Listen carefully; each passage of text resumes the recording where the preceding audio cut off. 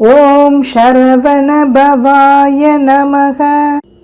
அருணகிரிநாதர் என்றாலே அவர் அருளிச் செய்த திருப்புகழ், கந்தர் அனுபூதி, கந்தர் அலங்காரம் முதலிய அற்புத பிரபந்தங்கள் நம் நினைவில் வரும்.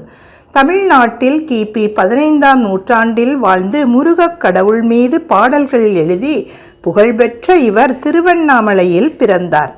இவர் தமிழ் மொழி, வடமொழி ஆகிய இரு மொழிகளிலும் புலமை பெற்றவர். ஆயிரக்கணக்கான பல்வேறு இசை சந்தங்களில் பாடினார். கருத்தாழமும் சொல்லழகும் இசை தாள செறிவும் நிறைந்தது இவர் பாடல்கள். இவர் எழுதிய திருப்புகழில் 1307 இசை பாடல்கள் உள்ளன.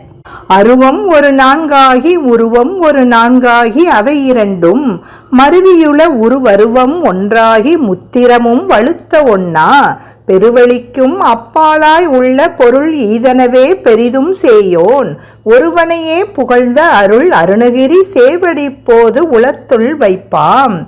இது அருணகிரிநாதரை பற்றி ஸ்ரீமத் பாம்பன் சுவாமிகள் அருளிய பாராயண துதியாகும். அருணகிரிநாதர் எழுதிய திருப்புகழ் தேவாரத்திற்கு இணையாகவும், கந்தர் அலங்காரம் திருவாசகத்திற்கு இணையாகவும், கந்தர் அனுபூதி திருமந்திரத்திற்கு இணையாகவும் முருக பக்தர்களால் போற்றப்படுகின்றன. அருணகிரிநாதர் சுவாமிகளின் குரு பூஜை ஜூலை 9 அன்று கொண்டாடப்பட உள்ளது. பாம்பன் சுவாமிகள் இப்புண்ணிய திருநாளை சிறப்புற கொண்டாடுமாறு அடியவர்களை முறைப்படுத்தினார்.